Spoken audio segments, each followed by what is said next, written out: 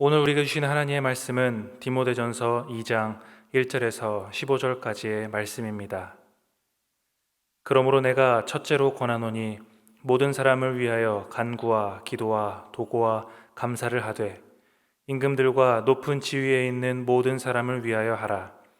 이는 우리가 모든 경건과 단정함으로 고요하고 평안한 생활을 하려 함이라. 이것이 우리 구주 하나님 앞에 선하고 받으실 만한 것이니 하나님은 모든 사람이 구원을 받으며 진리를 아는 데에 이르기를 원하시느니라. 하나님은 한 분이시요 또 하나님과 사람 사이의 중보자도 한 분이시니 곧 사람이신 그리스도 예수라. 그가 모든 사람을 위하여 자기를 대속물로 주셨으니 기약이 이르러 주신 증거니라. 이를 위하여 내가 전파하는 자와 사도로 세움을 입은 것은 참말이요 거짓말이 아니니 믿음과 진리 안에서 내가 이방인의 스승이 되었노라. 그러므로 각처에서 남자들이 분노와 다툼이 없이 거룩한 손을 들어 기도하기를 원하노라.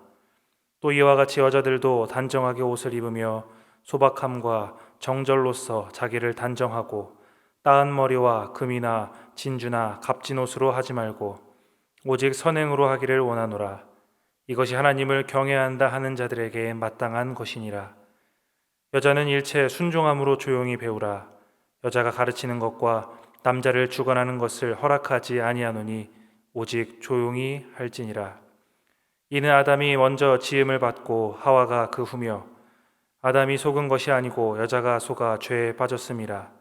그러나 여자들이 만일 정숙함으로써 믿음과 사랑과 거룩함에 거하면 그의 해산함으로 구원을 얻으리라. 아멘. 오늘 우리가 읽은 디모데전서 2장은 1절부터 7절까지 그리고 8절부터 15절까지 크게 두 부분으로 나누어 살펴볼 수 있습니다. 7절까지의 내용을 먼저 살펴보면 모든 사람을 위해 기도해야 한다라는 가르침이 나옵니다. 2절을 보시면 국가 지도자들을 위해서 기도하라라는 그런 내용이 나오는데요. 우리도 나라를 위해서 기도하면서 지도자들을 위해 함께 기도하고 있지 않습니까? 그리스도인으로서 당연한 일이기에 이것이 특별하거나 어렵거나 놀라운 일이 아닌 것처럼 보입니다. 그런데 디모데전서 당시의 상황은 그렇지 않았습니다. 이 편지를 받는 디모데는 에베소 교회에서 목회를 하고 있었습니다. 여기서 말하는 국가 지도자들이라 함은 에베소의 지도자들이며 에베소의 왕은 곧 황제를 뜻합니다. 로마를 다스리던 황제 네로는 잔인하며 허영심이 많은 인물이었습니다. 기독교에 대해서도 적대감을 많이 드러냈었던 그런 사람이죠. 그런 사람을 위해서 우리가 기도해라 라는 것, 쉽지 않은 일입니다. 2절에서 이유를 보니 우리가 모든 경건과 단정함으로 고요하고 평안한 생활을 하려 함이라 이렇게 말하고 있습니다. 이것을 자칫 오해하면 잘못된 정치 방향에 교회가 편승하고 신격화된 황제에게 비위를 맞추면서 살아가라 라는 것처럼 보일 수 있습니다. 그런데 그렇지 않습니다. 1절에서 모든 사람을 위하여 기도하라 라고 한 것처럼 아무리 우리에게 어려움을 주는 이라 할지라도 그들 역시 기도해야 할 모든 사람 안에 들어가는 것이죠. 그리고 그렇게 기도하면서 국가 지도자들이 변화될 때 교회가 얻는 유익이 분명히 있다라는 것입니다. 또한 악과 분을 품지 않고 상대를 향해서 긍휼함으로 우리가 기도를 한다면 이는 개인의 경건에도 분명한 도움이 되겠지요. 그래서 바울은 디모데에게 개인의 경건에 영향을 줄 것이다 라고 이야기를 하는 것입니다. 그리고 2절의 내용이 황제 네로에게 굴복하고 편승하라 라는 그런 의미가 아닌 것은 위하여 라는 단어를 통해서 우리는 알 수 있습니다. 황제 숭배 사상으로 본다면 신적 존재인 황제에게 기도를 해야 합니다. 그러나 바울은 디모데에게 지도자들을 위하여 기도하라 라는 말을 하면서 황제를 위하여 기도해라 라는 것입니다. 황제께 기도하라 라는 것과 황제를 위하여 기도하라 라는 것, 어떻게 미묘한 차이가 느껴지십니까? 우리가 기도할 대상은 오직 하나님 한 분이십니다. 하나님께 기도를 드릴 때 황제를 위해서도 기도하라라는 말입니다. 황제를 신격화하던 당시의 문화에 반하는 그런 가르침이었던 것이죠. 이처럼 바울은 분명한 중심을 가지고 디모데에게 편지를 씁니다. 모든 사람을 위하여 기도하라. 우리는 어떻습니까? 혹 사람을 가려가면서 기도하고 있지는 않습니까? 정치 방향이 나와 반대였기 때문에, 나와 뜻이 맞지 않기 때문에, 나랑은 어떤 사건으로 인해서 마찰이 있었기 때문에 기도의 대상에서 영원히 제해버리는 것 같은 그런 사람들이 있지 않으십니까? 그게 주변 지인들이든 교회의 사람들이든 국가 지도자들이든 우리 그리스도인들은 그들을 위해서 기도해야 합니다. 그것이 하나님이 원하시는 사랑과 용서의 길이며 우리 각자의 그 개인의 경건에 도움을 주는 그런 길이 되기도 하기 때문입니다. 또 기도해야 할 이유가 3절부터 7절에 걸쳐서 나옵니다. 구원은 모든 사람을 위한 것이다 라고 말하고 있습니다. 주님은 모든 사람이 구원받기 원하시는 분이십니다.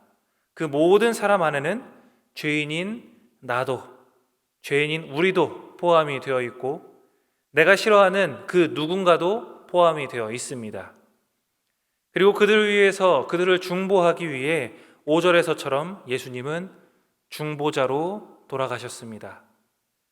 모든 사람들의 구원을 위해 대속물로 돌아가신 예수 그리스도, 그분을 믿는 우리가 기도를 통해서 상황이 열리고 기회가 주어질 수 있는 그런 은혜가 있기를 기도함이 당연합니다. 우리에게도 구원의 손길을 내미시고 변화시키신 하나님의 은혜가 내가 꺼려하는 그 대상에게도 있기를 원합니다. 이 새벽, 이 아침 그런 대상을 위해서 한번 기도해 보십시오. 여러분들의 신앙이 성장하고 경건히 지켜지는 은혜가 있을 줄 믿습니다. 이어지는 8절에서부터는 바울이 예배 상황 속에서 남자와 여자 성도들이 어떻게 공동체의 행동을 해야 할지를 권면하고 있습니다. 읽어보셔서 아시겠지만 남자들에 대한 내용은 8절 한 절에 해당합니다. 그런데 여자들에 대한 내용은 7절이라는 그 긴 지면을 할애하고 있습니다. 현대 교회 여성들이 이 내용을 읽으면 언짢고 불편해합니다. 여러분들은 어떻게 이 부분 읽혀지십니까? 시대착오적이다라는 그런 생각이 드시지는 않으십니까? 성경의 내용을 나는 받아들일 수 없다라고 여겨지시는 분도 있으실 것입니다. 하지만 하나님은 소외되고 약한 자들을 아끼셨던 분이십니다. 노예들이나 여성들에 대한 배려와 존엄성을 높이는 내용들이 성경 곳곳에서 나오기 때문입니다. 그럼에도 이 디모데 전서에서 이런 내용이 나오는 이유는 서신을 받아보는 그 교회의 특수한 상황 때문이었습니다. 여자의 역할을 억압하고 축소시키는 게 하나님의 창조의 의도가 아닙니다. 그런데 이런 이야기를 하는 것은 그 지역에 회중들의 삶과 신앙에 영향을 주는 그런 상황들이 있었기 때문입니다. 아마도 여성 몇몇이 공동체 안에서 이단적인 가르침에 영향을 받았고 그에 따른 제재를 가했던 것으로 우리는 추측할 수 있습니다. 그리고 당시 가부장적인 그런 사회 아니었습니까?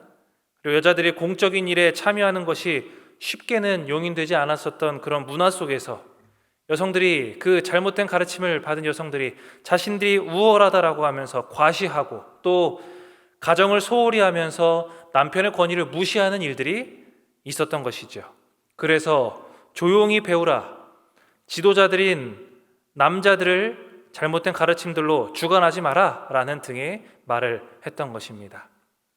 당시 에베소 교회의 상황에 주어진 가르침이기 때문에 전체 교회에 적용시킬 수는 없습니다.